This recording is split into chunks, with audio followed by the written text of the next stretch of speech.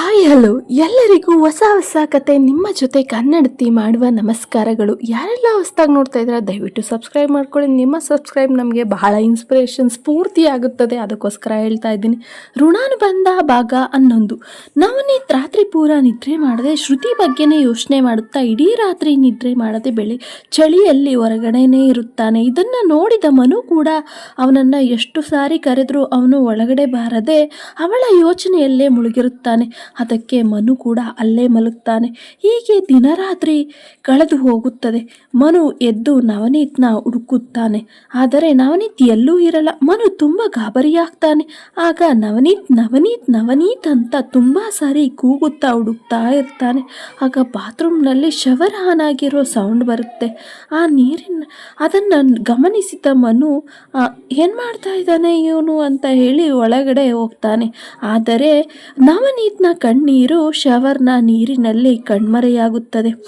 ಮನು ಕೂಗೋದು ಕೇಳಿಸದೆ ಅವನ ಪಾಡಿಗೆ ಅವನು ನಿಂತಿರುತ್ತಾನೆ. ಮನು ಹತ್ತಿರ ಹೋಗಿ ಅವನನ್ನು ಸಾರಿನೋ ಕೂಗೋದು, ಎಷ್ಟು ಸಾರಿ ಕೂಗಿದ್ರು ಮಾತಾಡ್ತಿರ್ಲಿಲ್ವಲ್ಲ ಯಾಕೆ ಅಂತ ಕೈನ ಅಳ್ಳಾಡಿಸ್ತಾನೆ. ಆವಾಗ ನವನೀತ್ ಏನಂದೆ ಅಂತಾನೆ. ನವನೀತ್ ಬೇರೆ ಲೋಕದಲ್ಲಿ ಇದ್ದದ್ರಿಂದ ಮನು ಕೂಗಿದ್ದು ಅವನಿಗೆ ಕೇಳಿಸಿರಲಿಲ್ಲ.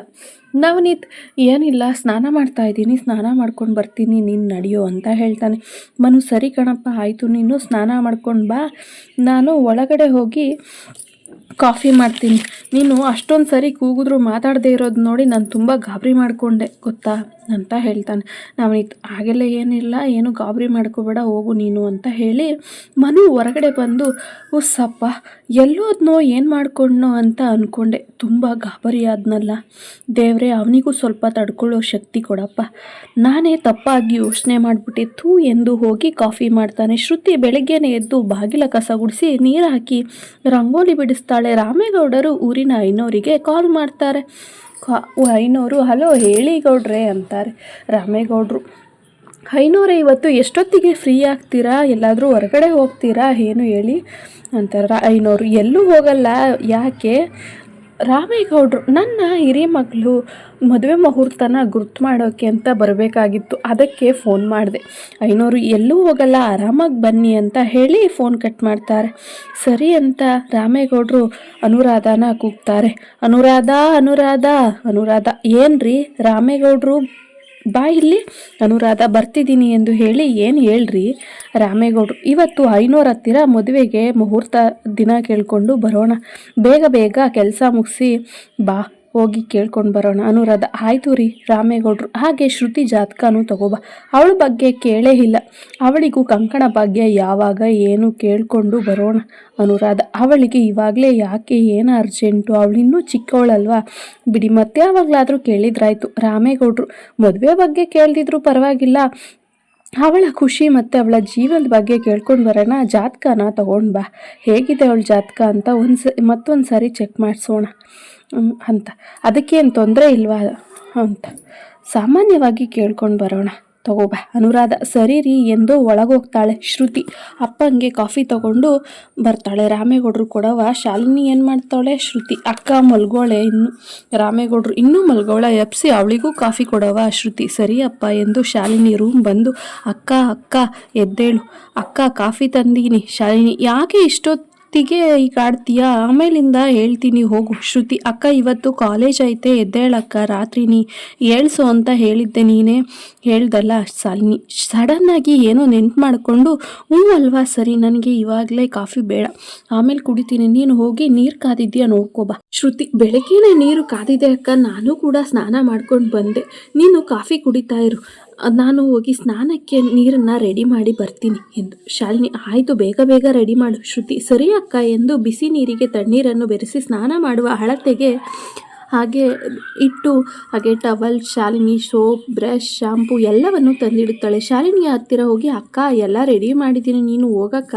ಶಾಲಿನಿ ಥ್ಯಾಂಕ್ ಯು ಕಣೆ ಶ್ರುತಿ, ಇಷ್ಟು ಹೆಲ್ಪ್ ಮಾಡಿದ್ದೀಯಾ, ಪರವಾಗಿಲ್ಲ, ಒಳ್ಳೇದಾಗಲಿ ನಿನಗೆ ಎಂದು ಬೇಗ ಬೇಗ ಹೋಗಿ ಬ್ರಷ್ ಮಾಡ್ತಾಳೆ. ಇತ್ತ ಶ್ರುತಿ ರೂಮ್ಗೆ ಹೋಗಿ ಬೀರುವಿನ ಬಾಗಿಲು ತೆಗೆದ ತಕ್ಷಣ ಚಾಕ್ಲೇಟ್ ಬೊಕ್ಕೆ ಬೀಳುತ್ತಿರುತ್ತದೆ. ಅದನ್ನು ಹಿಡಿದುಕೊಂಡು ಶ್ರುತಿ ನಮ್ಮ ಭಾವ ಎಷ್ಟೊಂದು ಸ್ವೀಟ್ ಅಲ್ವಾ, ಆರತಿ ಮಾಡಿದ ತಕ್ಷಣ ವೆಲ್ಕಮ್ ಮಾಡಿದ್ದಕ್ಕೆ ಇಷ್ಟೊಂದು ಚಾಕ್ಲೇಟ್ ಬೊಕ್ಕೆನೇ ಕೊಟ್ಟಿದ್ದಾರೆ. ಅಕ್ಕ ತುಂಬ ಅದೃಷ್ಟ ಮಾಡಿದ್ದಾಳೆ ಇಂಥ ಭಾವನ್ನ ಪಡೆಯೋಕ್ಕೆ. ಭಾವ ಅಂದರೆ ಹೀಗಿರಬೇಕಲ್ವ, ಭಾವ ಕೂಡ ತುಂಬ ಸೈಲೆಂಟು ಆಗಿದ್ದಾರೆ ಅಂತ ಹೇಳಿ ಭಾವನ ಬಗ್ಗೆ ಹಾಗೆ ಭಾವ ಕೊಟ್ಟಿರೋ ಗಿಫ್ಟ್ನ ಅಕ್ಕನಿಗೆ ಹೇಳಬೇಕು ಅಂದ್ಕೊಂಡೆ. ಆದರೆ ರಾತ್ರಿ ತುಂಬ ಸುಸ್ತಾಗಿದ್ದರಿಂದ ಹಾಗೆ ಮಲ್ಕೊಬಿಟ್ಟೆ.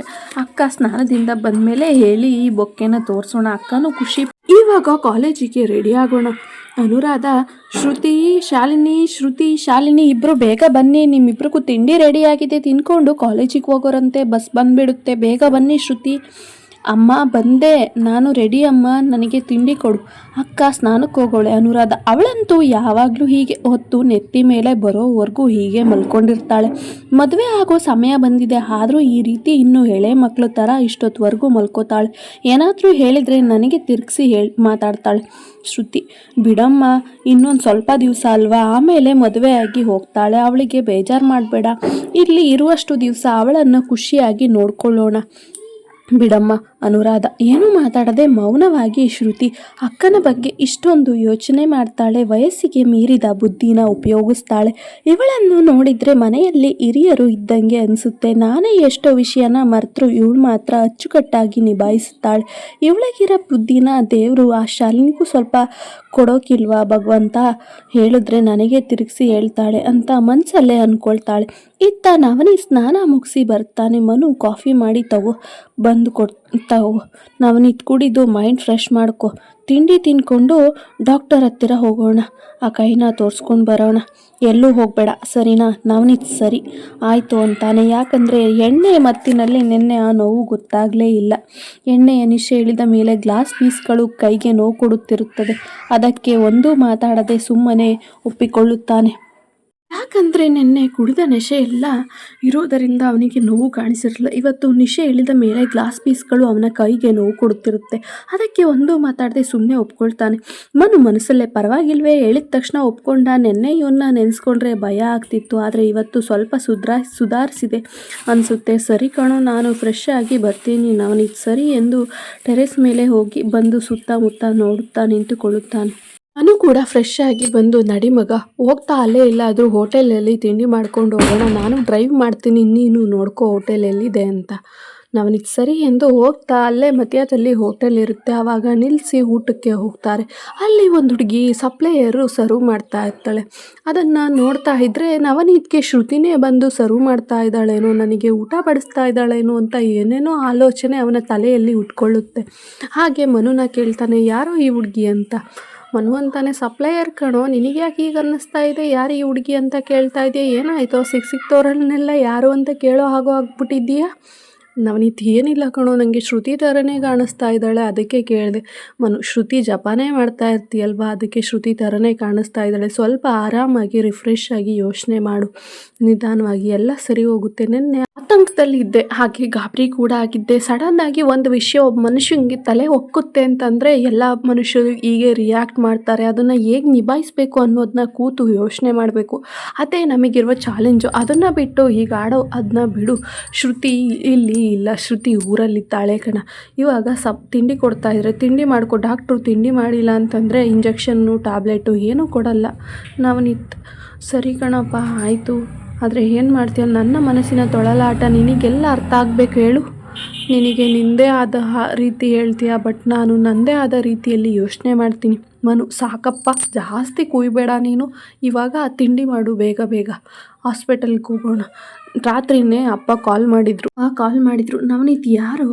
ನಾರಾಯಣ ಗೌಡ್ರಪ್ಪ ಕಾಲ್ ಮಾಡಿದ್ದು, ಏನಂದರು? ಮನು, ಏನು ಮಾಡ್ತಾ ಇದ್ದಾನೆ ಅಂತ ಕೇಳಿದ್ರು. ನಾನು ಹೇಗೋ ಮ್ಯಾನೇಜ್ ಮಾಡಿದೆ. ಅವನ ಕೈಗೆ ಏಟಾಗಿತ್ತಲ್ಲ, ಅದನ್ನು ಆಂಟಿ ನೋಡಿದ್ರೆ ಗಾಬರಿ ಆಗ್ತಾರೆ ಅಂತ ಇಲ್ಲೇ ಇದ್ದಾನೆ ಅಂಕಲ್, ಹಾಗೆ ಡಾಕ್ಟ್ರ್ ಹತ್ರ ತೋರಿಸಿ ಟ್ಯಾಬ್ಲೆಟ್ ತೊಗೊಂಡು ಮಲಗಿದ್ದಾನೆ ಅಂತ ಹೇಳಿದೆ. ಅವನು ಎದ್ದ ತಕ್ಷಣ ಶಾಲಿನಿಗೆ ಫೋನ್ ಮಾಡೋಕೆ ಹೇಳಪ್ಪ, ಶಾಲಿನಿ ನನಗೆ ಕಾಲ್ ಮಾಡಿದ್ಲು ಅಂತ ಹೇಳಿದ್ರು ಗೊತ್ತಾ. ನೀನು ನೋಡಿದ್ರೆ ಇಷ್ಟೊತ್ತವರೆಗೂ ಏನೇನೋ ಜಪ, ಏನೇನೋ ಯೋಚನೆ ಮಾಡ್ತೀಯ. ನವನೀತ್, ಏನಾದರೂ ಶಾಲಿನಿಗೆ ಕಾಲ್ ಮಾಡೋಕೆ ಹೇಳಿದ್ಲ, ಅವಳಿಗೆ ಏನಕ್ಕೋ ನಾನು ಕಾಲ್ ಮಾಡಬೇಕು, ಅವಳಂದರೆ ಇಷ್ಟನೇ ಇಲ್ಲದೆ ಇರೋಳು, ಮುಖ ನೋಡೋಕ್ಕೂ ಇಷ್ಟ ಇಲ್ಲ, ಅವಳಿಗೆ ಕಾಲ್ ಮಾಡಿ ನಾನು ಮಾತಾಡಬೇಕಾ? ಮನು, ಅದೆಲ್ಲ ನನಗೆ ಗೊತ್ತಿಲ್ಲಪ್ಪ, ಅಪ್ಪ ಹೇಳಿದ್ರು ನಾನು ನಿಂಗೆ ಹೇಳ್ತಾ ಇದ್ದೀನಿ, ನೀನು ಅವ್ರು ಹೇಳ್ದಷ್ಟು ಕೇಳಂಗಿದ್ರೆ ಕೇಳು. ಅಮ್ಮ ಕೂಡ ಗಾಬರಿ ಆಗಿದ್ರಂತೆ, ಅದಕ್ಕೆ ಅಪ್ಪ ಫೋನ್ ಮಾಡಿದರು ಪದೇ ಪದೇ. ನೀನು ಹೋಗಿ ಮನೆಗೆ ಇವತ್ತು ಡಾಕ್ಟ್ರ್ ಹತ್ರ ತೋರಿಸ್ಕೊಂಡು ಮನೆಗೆ ಹೋಗು, ಸರಿನಾ? ನವನೀತ್ ಸರಿ ಕಣಪ್ಪ ಆಯಿತು. ಈ ಯೋಚನೆ ಆಲೋಚನೆ ಎಲ್ಲನೂ ಆಂಟಿ ಅಂಕಲ್ ಮುಂದೆ ತೋರಿಸ್ಬೇಡ. ಅವರು ತುಂಬ ಗಾಬರಿ ಆಗ್ತಾರೆ. ನಿನ್ನ ಅವತಾರನ ನೆನ್ನೆ ನಾನೇ ನೋಡಿ ಗಾಬರಿ ಆಗಿದ್ದೀನಿ. ಇನ್ನು ಅವ್ರ ಮುಂದೆ ಏನಾದರೂ ಈ ಅವತಾರಗಳೆಲ್ಲ ತೋರಿಸಿದ್ರೆ ಅವರಿಗೆ ತುಂಬ ಹರ್ಟ್ ಆಗುತ್ತೆ. ಅರ್ಥ ಮಾಡ್ಕೊ ನವನೀತ್, ಅರ್ಥ ಆಗುತ್ತೆ ಕಣೋ. ಹಾಗೇನಾದರೂ ಇದ್ದಿದ್ರೆ ನಾನು ಮನೆಗೆ ಹೋಗ್ತಿದ್ದೆ ಅಲ್ವಾ, ನಿನ್ನ ರೂಮಲ್ಲಿ ಯಾಕೆ ಉಳ್ಕೊಳ್ತಿದ್ದೆ? ಅಷ್ಟು ಅರ್ಥ ಆಗಿರೋದಕ್ಕೆ ಅವ್ರು ಏನಂತ ಇದ್ರು ಗೊತ್ತಾ, ನಿನ್ನನ್ನು ಒಬ್ಬನೇ ಮಗ ಅಂತ ಮುದ್ದಾಗಿ ಸಾಕಿರೋದ್ರಿಂದ ಒಂದು ಫೋನು ಎತ್ತುತ್ತಾ ಇಲ್ಲ. ಅಷ್ಟೊಂದು ಸರಿ ಫೋನ್ ಮಾಡೋರೆ, ನಿನ್ನ ಫೋನ್ ನೋಡಿದ್ರೆ ಸೈಲೆಂಟ್ ಆಗಿತ್ತು. ನಾನು ನಿನ್ನ ಫೋನ್ ತಗೊಂಡು ನೋಡಿದಾಗ ಅಷ್ಟೇ ಗೊತ್ತಾಗಿದ್ದು ಅವ್ರು ಫೋನ್ ಮಾಡ್ತಾ ಇದ್ದಾರೆ ಅಂತ. ಅವರು ತುಂಬ ಬೇಜಾರಲ್ಲಿ ಇರ್ತಾರೆ. ನೀನು ಸಡನ್ನಾಗಿ ಹೋಗಿ ಈ ರೀತಿ ಎಲ್ಲ ಆಡಬೇಡ. ಇದನ್ನು ನಿಧಾನವಾಗಿ ಮಾತಾಡೋಣ ಕೂತ್ಕೊಂಡು, ಸರಿನಾ? ನವನೀತ್ ಸರಿ ಆಯಿತು, ಬೇಗ ಬೇಗ ತಿಂಡಿ ಮಾಡ್ಕೊ, ಡಾಕ್ಟ್ರ್ ಹತ್ರ ತೋರಿಸ್ಕೊಂಡು ಮನೆಗೆ ಹೋಗೋಣ. ನೀನೇ ಬಾ, ನನ್ನನ್ನು ಮನೆವರೆಗೂ ಡ್ರಾಪ್ ಮಾಡು, ಆಮೇಲೆ ಬರುವಂತೆ. ನಮ್ಮನು ಸರಿ ಆಯ್ತಪ್ಪ, ಇವಾಗ ತಿಂಡಿನಾದರೂ ಅಟ್ಲೀಸ್ಟ್ ನೀಟಾಗಿ ತಿನ್ನು, ಸರಿನಾ? ನವನೀತ್ ಸರಿ ಎಂದು ತಿಂಡಿ ಮಾಡಿ ಇಬ್ಬರೂ ಕೂಡ ಡಾಕ್ಟರ್ ಕ್ಲಿನಿಕ್ ಹತ್ರ ಹೋಗಿ ಡಾಕ್ಟರ್ಗೆ ತೋರಿಸ್ತಾರೆ. ಆಗ ಡಾಕ್ಟರ್ ಅವನ ಕೈಯಲ್ಲಿದ್ದ ಗ್ಲಾಸ್ ಪೀಸ್ ಸಣ್ಣ ಚೂರುಗಳೆಲ್ಲನೂ ನೀಟಾಗಿ ತೆಗೆದು ಬ್ಯಾಂಡೇಜ್ ಮಾಡಿ ಅವನಿಗೆ ಇಂಜೆಕ್ಷನ್ ಮಾಡೋಕ್ಕೆ ಹೋಗ್ತಾರೆ. ಆಗ ಮನು ಹೇಳ್ತಾನೆ, ರಾತ್ರಿ ಆಲ್ಕೋಹಾಲ್ ತಗೊಂಡಿದ್ದಾನೆ, ಇವಾಗ ಇಂಜೆಕ್ಷನ್ ಮಾಡಿದ್ರೆ ಏನೂ ಆಗಲ್ವಾ ಅಂತ. ಡಾಕ್ಟರ್ ಹೌದಾ, ಆಲ್ಕೋಹಾಲ್ ತಗೊಂಡಿದ್ರೆ ಇವಾಗ ಇಂಜೆಕ್ಷನ್ ಮಾಡೋಕ್ಕಾಗಲ್ಲ, ಟ್ಯಾಬ್ಲೆಟ್ ಕೊಡ್ತೀನಿ, ಸಂಜೆಗೆ ಈ ಟ್ಯಾಬ್ಲೆಟ್ಗಳನ್ನ ತೊಗೊಳೋಕೆ ಹೇಳು ಅಂತ ಹೇಳಿ ಟ್ಯಾಬ್ಲೆಟ್ ಕೊಡ್ತಾರೆ ಡಾಕ್ಟರ್.